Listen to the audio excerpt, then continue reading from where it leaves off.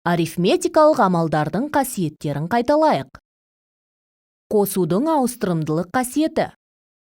Қосылғыштардың орындарын ауыстырғаннан қосындының мәні өзгермейді. Мысалды қарастырайық. 35-ке 26-ны қосса, 61 шығады. 26-ға 35-ті қосса, 61 шығады. 61 тең 61. Бұл ереже бірнеше қосылғыштары бар қосындыларға қолданылады. Көбейтудің ауыстырымдылық қасиеті. Көбейткіштердің орындарын ауыстырғаннан көбейтіндінің мәні өзгермейді.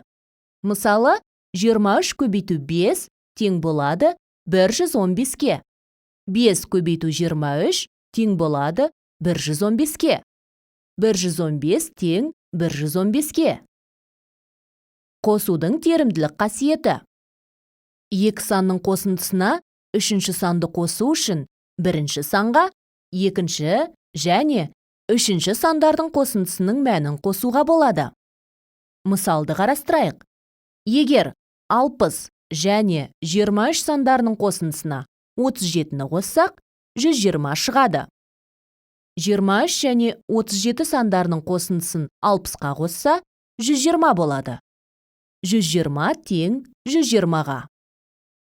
Көбейтудің терімділік қасиеті.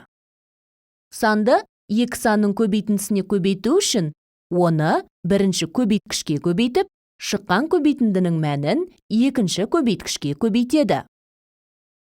Мысалды қарастырайық.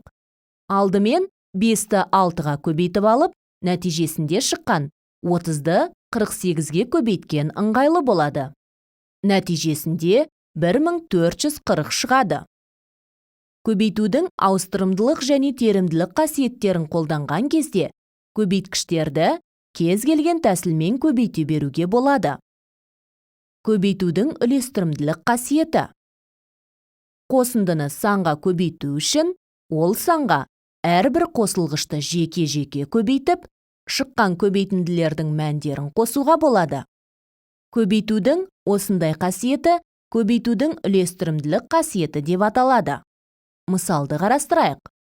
Алдымен 200-ді 3-ке көбейтіп, содан кейін 200-ді 4-ке көбейтіп алған ыңғайлы болады.